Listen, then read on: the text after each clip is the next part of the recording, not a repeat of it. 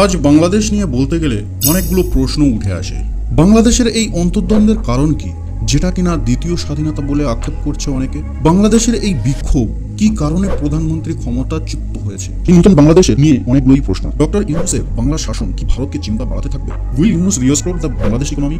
Doctor Yunus কি ভবিষ্যতে বাংলাদেশের ইকোনমি জিডিপি কি ফিরিয়ে দিতে পারবে, গ্রো করতে পারবে? Who is doctor Mohammad Yunus? নতুন বাংলাদেশ কি সফল হবে? বাংলাদেশকে কি সেভ করতে পারবে? What's your mind? Bangladesh is prepare for new এরা? আজকের দিনে দাঁড়িয়ে বাংলাদেশ পুনর্গঠনের যে রাজনীতির ইতিহাস প্রতিষ্ঠা করতে চলেছে, এখান থেকে বাংলাদেশ কতটা সফল হবে? বাংলাদেশকে আগিয়ে যাবে না অর্থনৈতিকভাবে অনেকটাই পিছিয়ে পড়বে? দিন কেন বাংলাদেশের অন্তর্বর্তী সরকার, যেটি নতুন সরকার গঠন হলো, তারা কি বাংলাদেশের পিচকে ফিরিয়ে দিতে পারবেন শান্তি শৃঙ্খলা?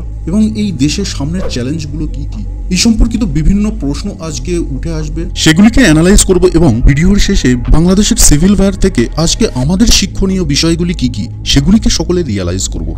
আপনি মাইন্ডটাকে তার মধ্যে ফ্রেশ করে নিন। আমার প্রথম প্রশ্ন হলো, বাংলাদেশে এই বিক্ষোভের কারণ কি, এর সূত্রপাত কোথায়? আমরা সকলেই জানি বাংলাদেশের বিপর্যস্ত প্রধানমন্ত্রী শেখ হাসিনা 5ই আগস্ট 2024 সালে দেশ ছেড়ে পালিয়েছেন। তবে আপনি যাই বলুন না কেন, যাই ভাবুন না কেন, আমি বলছি বাংলাদেশের ছাত্র সমাজের জোর আছে, এটা মানতেই হবে আপনাকে। বাংলাদেশের ছাত্র লীগের মধ্যে একটা শক্তি আছে, যা সমগ্র বাংলাদেশকে রাস্তায় বার হতে এবং প্রধানমন্ত্রীকে পদত্যাগ করে বেরিয়ে যেতে একটা যুগান্তকারী মুহূর্তের সৃষ্টি করেছে। সম্পূর্ণটা তাদের উদ্বেগ এবং তাদের আবেগ। তারা চেয়েছিল এটা আমরা রাখবো না। কেনই বা রাখবে? আপনিই ভাবুন, শিক্ষা, চাকরি, নকরি ব্যবস্থার সাথে স্বাধীনতা সংযোগকারীদের কি সম্পর্ক? সে তার যোগ্যতা অর্জন করেছে, শিক্ষা অর্জন করেছে, তার যোগ্যতা অনুযায়ী সে চাকরি পাবে, জব সিলেকশন হবে। সেখানে পলিটিক্স বা কে স্বাধীন করেছে তার জন্য সংরক্ষিত সিটের এখানে কি দায় পড়েছে? হ্যান্ডিক্যাপ সংরক্ষিত সিট বা অন্যান্য যে নর্মাল সংরক্ষিত সিট, সেগুলো ঠিক আছে, কিন্তু উচ্চ ধরনের পোস্ট যেগুলো, সেগুলোতে এই ধরনের কোটা ব্যবস্থা চলে না, কেউই মানতে চাইবে না। একটা সজ্ঞান সম্পন্ন মানুষ কোনোদিন তার বিবেক দিয়ে বিবেচনা করে মেনে নিতে পারবে না। এবং তার এই প্রস্থান একটি যুগান্তকারী মুহূর্ত, যা দক্ষিণ এশীয় জাতিকে একটি শক্তি শূন্যতার সম্মুখীন করেছে। বাংলাদেশের এই বিক্ষোভের সূত্রপাত হচ্ছে কোটা পদ্ধতি। অ্যাকচুয়ালি কোটাটা কি?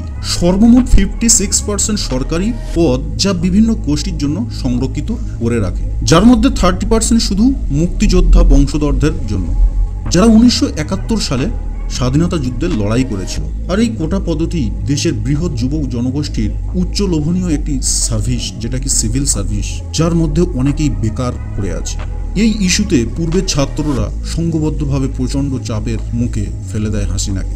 2018 সালে পুরো কোটা ব্যবস্থাকে বাতিল করেছিল বাংলাদেশ সুপ্রিম কোর্ট, কিন্তু 2024 সালে ফের পুনরায় বাংলাদেশের শীর্ষ আদালত এই পদক্ষেপকে বেআইনি বলে ঘোষণা দেয়, যেটা সারা দেশে নতুন করে প্রতিবাদের জন্ম দেয়। তারপর জুলাই মাসে বাংলাদেশের পাবলিক বিশ্ববিদ্যালয়গুলিতে নতুন পেনশন সংস্কারের জন্য শিক্ষক এবং ছাত্রদের দ্বারা ওয়াকআউটের একটি সিরিজ দেখা গিয়েছিল, যেগুলি বাস্তবায়িত হলে বেতন কর্তনের অন্তর্ভুক্ত হলো। প্রাথমিকভাবে বাংলাদেশের ছাত্র সংগঠনের যে বিক্ষোভ আন্দোলন ছিল, সেটা শান্তিপূর্ণ ছিল।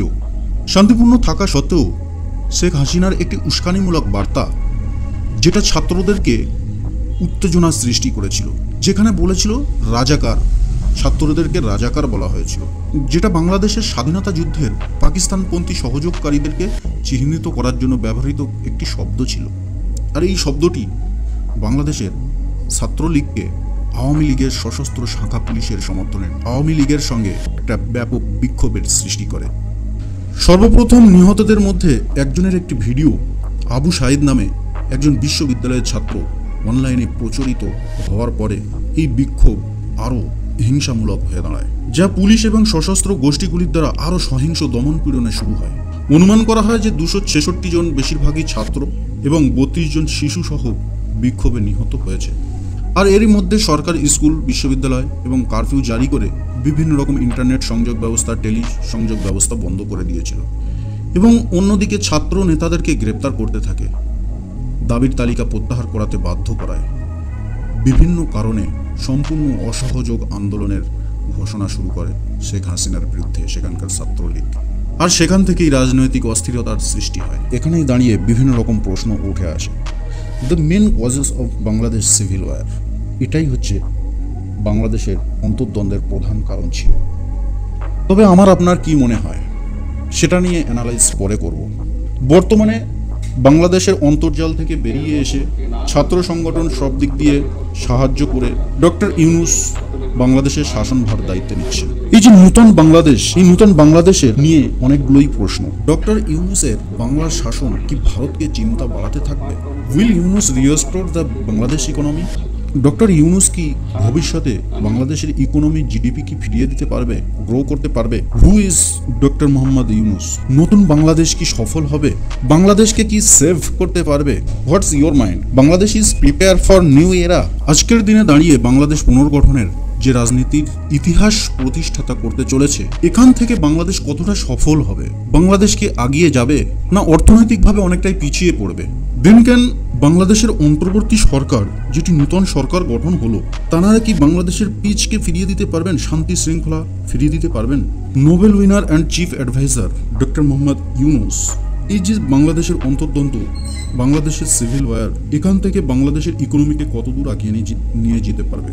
নতুন বাংলাদেশকে কিভাবে গঠন করবে, কিভাবে শাসন করবে? চলুন আজ জেনে নেওয়া যাক। এখনো পর্যন্ত হিংসাত্মক যে অবস্থা বাংলাদেশের, বঙ্গবন্ধু মূর্তি ভাঙচুর, এগুলো কি বৈধ? আজ বাংলাদেশে এখনো পর্যন্ত যেখানে দাঁড়িয়ে রাজনৈতিক উত্তরণের সৃষ্টি হচ্ছে, একদিকে মোহাম্মদ নোবেল বিজয়ী তিনি উপদেষ্টা প্রধানের দায়িত্ব গ্রহণ করছেন, অন্যদিকে জাতীয়তাবাদী অন্যান্য দলগুলো তার প্রতিদ্বন্দ্বিতা করছেন, আর দেশের মধ্যে রাজনৈতিক উত্তরণের ফলে সারা দেশে লুটপাট, অগ্নিসংযোগ ও সহিংসতার পাশাপাশি হিন্দু সম্প্রদায়ের উপরও হামলার ঘটনা চলছে।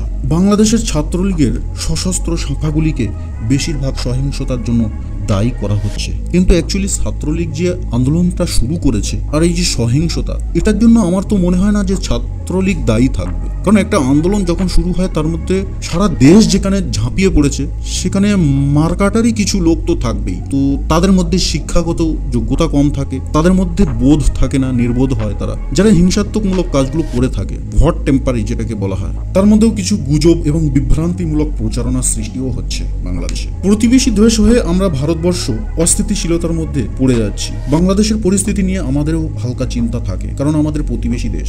এছাড়াও মার্কিন যুক্তরাষ্ট্র, চীন আরও আন্তর্জাতিক দাতা, কৌশলগত অংশীদার হিসাবে বাংলার আঞ্চলিক ভূ রাজনৈতিক এবং বৈশ্বিক অর্থনীতি পরিপ্রেক্ষিতে পরবর্তী কি হবে এবং পরবর্তীর জন্য পদক্ষেপ কি আছে।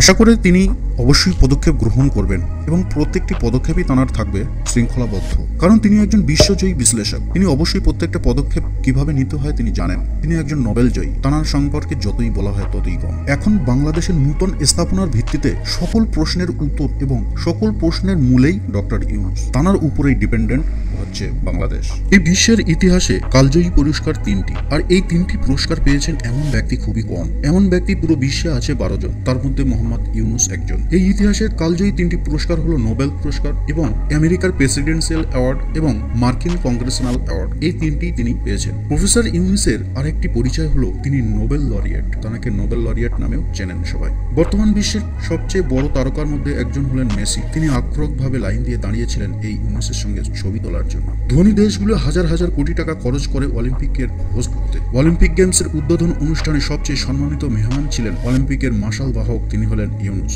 এটি একটি বাঙালির গর্ব, যেটা বাঙালির ভাবাবেগকে বাড়িয়ে দেয়। 2024 সালে প্যারিসের অলিম্পিকের মূল থিম করা হয়েছে প্রফেসর ইউনূসের সামাজিক ব্যবস্থা ও তত্ত্বের উপরে ভিত্তি করে। তাহলে বুঝুন ব্যাপারটা কতটা আনইউজুয়াল। প্রফেসর ইউনূসের ব্রেন চাইল্ড, ক্ষুদ্র ঋণ এবং সামাজিক ব্যবসা এবং 3-0, এই 3টি তথ্যই গ্লোবাল কমিউনিটি ব্যাপকভাবে গ্রহণ করেছে। এর মধ্যে 3-0 এবং সামাজিক ব্যবসা, এই দুটো খুবই জনহিতকর তত্ত্ব। এটা নিয়ে বিতর্কের শেষ নেই। অর্থাৎ বর্তমানে জীবিত লিডিং ইন্টেলেকচুয়াল যে কোনো তালিকাতে প্রফেসর ইউনূস টপ 5 এর মধ্যেই থাকে। আজকের দিনে দাঁড়িয়ে তিনি বাংলাদেশের প্রাইম মিনিস্টার যদিও হতে চলেছেন, তবে আশা করা যায় প্রত্যেকটা জিনিসই তার কাছ থেকে বাংলাদেশ পাবে, এমনটা আমি অবশ্যই মনে করি। আমার কতগুলো প্রশ্ন ছিল, যেমন ছিল কি, ইউনূসের বাংলা শাসন কি ভারতের চিন্তা বাড়াবে? অবশ্যই সমঝোতার মধ্যে থাকবে। ভারতের চিন্তা বাড়াবে না, তবে ভারত এবং বাংলাদেশের মধ্যে একটা আন্তরিক গ্যাপ, যেটাকে ইন্ডিভিজুয়াল প্রত্যেকটি দেশের থাকা উচিত, সেই গ্যাপটা অবশ্যই থাকবে। যেখানে ইন্টেলেকচুয়াল একজন প্রাইম মিনিস্টার থাকবে, প্রত্যেকটি দেশেরই গ্যাপ রেখে তারা কাজ করবে। Will Yunus restore the Bangladesh economy? Yes, he will, because he was brilliant, he was talented, he actually known একটা দেশকে কিভাবে অগ্রগতির দিকে আগিয়ে নিয়ে যেতে হবে। তবেই তিনি নোবেলিস্ট, তবেই তিনি কালজয়ী 3টি পুরস্কারের প্রাপ্য, তবেই তিনি বিশ্লেষক। Who is Mohammad Yunus? বলছিলাম না, এটাই হচ্ছে Mohammad Yunus, professor Yunus, sorry Nobel laureate. নতুন বাংলাদেশ কি সফল হবে? হ্যাঁ, অবশ্যই। প্রত্যেকটি চিন্তা ভাবনা এবং সাফল্য যুক্তিগত দিক দিয়ে ক্ষুদ্র ক্ষুদ্র দিকগুলো তারা ভাবনা চিন্তার মধ্য দিয়ে যদি এগিয়ে চলতে থাকে, তাহলে অতি অবশ্যই ডক্টর প্রফেসর ইউনূসের মতো লোক যদি সাথে বাংলাদেশে থাকে, অতি অবশ্যই বাংলাদেশ গ্রো করবে, বাংলাদেশ সেভ করতে পারবে ইউনূস। তানার মধ্যে সেই ক্ষমতা আছে। তবে বয়সের সাথে সাথে কিছুটা ইরা কমে যেতে পারে তানার। তবুও তানার পার্শ্ববর্তী ক্রিয়াকলাপের জন্য যে সকল মন্ত্রী বা সদস্যরা থাকবেন, তানারা যদি সঠিক ক্রিয়াকলাপ তানার সঙ্গে চালিয়ে যান, অতি অবশ্যই বাংলাদেশ গ্রো করবে, বাংলাদেশ সেভ থাকবে। বাংলাদেশ ইকোনমিক্যালি আগিয়ে যাবে না পিছিয়ে যাবে, এখানেই প্রশ্নটা দাঁড়িয়ে। দেখুন, শুধু বঙ্গবন্ধু মূর্তি ভাঙচুর নয়, এটি অতি অবশ্যই বৈধ নয়। আমি বাংলাদেশি ভাইদের জন্যই বলছি, এটি অবশ্যই বৈধ নয়। একজন স্বাধীনতা সংগ্রামী কখনই দেশ থেকে মুছে যেতে পারে না। তার মূর্তি মুছে দিলেই তার সে মানুষের মন থেকে মুছে যাবে না। এগুলো মারাত্মক একটা গোঁড়ামি শ্রেণীর মানুষ, তারাই এগুলো করতে পারে। শিক্ষিত শ্রেণী বা যারা এই শিক্ষা নিয়ে আন্দোলন করছে, তারা এই ধরনের কাজ করবে বলে আমি আশা করি না বাংলাদেশের কাছ থেকে বা বিভিন্ন জাতির কাছ থেকে। তবে এতটুকু আমরা আশা করতে পারি, বাংলাদেশের ইকোনমিক্যালি দিক যেগুলো আছে, সেগুলোকে গ্রো করতে গেলে বাংলাদেশের মানুষকে সরব হতে হবে, বাংলাদেশের মানুষকে বুঝতে হবে। তারা যদি মনে করে যে আমরা স্বাধীন করছি নূতন করে, এগুলো ভুল ধারণা। স্বাধীন একবারই হয়েছে, এখন তো আর কারো দাসত্বে নেই। যারাকে প্রধানমন্ত্রী তানারা বানিয়েছিল, জোরপূর্বক হোক বা সফলভাবেই হোক, তানারা প্রাইম মিনিস্টার বানিয়েছিল। তাদের চুজেবলের জন্যই শেখ হাসিনা প্রাইম মিনিস্টার হয়েছিল, বাট তানার ভুলের জন্যই তানার প্রায়শ্চিত্ত হয়েছে। এখনো কেন সরকারের মাল ক্ষতি করছো? অ্যাকচুয়ালি নিজেদের ট্যাক্স দিয়েই সরকার করেছে, তাহলে আমরা আমাদের জিনিস ক্ষতি করবো কেন? এগুলো বাংলাদেশের মানুষকে বোঝা উচিত, আমি মনে করি। সো ইকোনমিক্যালি থোড়া বহুত হালকা পিছিয়ে যাবে।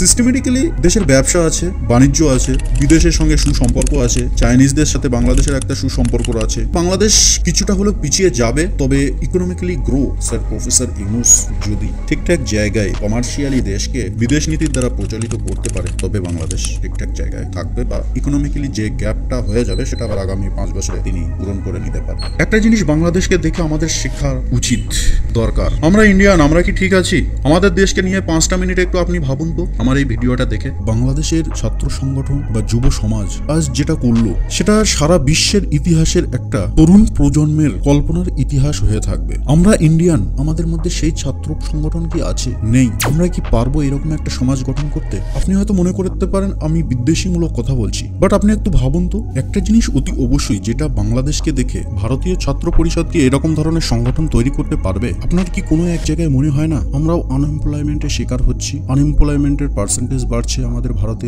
এগুলো ভাবুন। অন্তত পার্শ্ববর্তী দেশকে দিয়ে আমাদের শিক্ষণীয়, বাট এখানে সব থেকে বড় সমস্যা হচ্ছে আমাদের রাজনৈতিক প্রেক্ষাপট। আমাদের রাজনৈতিক প্রেক্ষাপটে হচ্ছে 50-50, যেখানে 80% স্টুডেন্ট যদি আনএমপ্লয়েড হতো, প্রতিবাদের ঝড় উঠত। আজকে আমাদের এখানে 80-20% নেই, যেখানে ঘুষ দিয়ে, যে রাজ্যে ঘুষ দিয়ে চাকরি হচ্ছে, তো 50-50। কোনো রাজনৈতিক সাপোর্টার সেটাকে 50% সাপোর্ট করে দিচ্ছে, বা 100 জন স্টুডেন্টের মধ্যে 50 জন ঘুষ দিয়ে চাকরি নিচ্ছে তো বটে, আর 50 জন রাস্তায় বসে আছে। তো আমাদের ভারতবর্ষের অবস্থাও খুব শোচনীয়। সেখান থেকে দাঁড়িয়ে বাংলাদেশের ছাত্র সংগঠনের প্রতি আমার শ্রদ্ধা রইল। থ্যাংক ইউ, জয় হিন্দ। আমার ভিডিওটাকে শেয়ার করবেন, অতি অবশ্যই চ্যানেলটিকে সাবস্ক্রাইব করবেন এবং আরো শিক্ষণীয় কথাবার্তার জন্য নোটিফিকেশনটি জারি করে রাখবেন।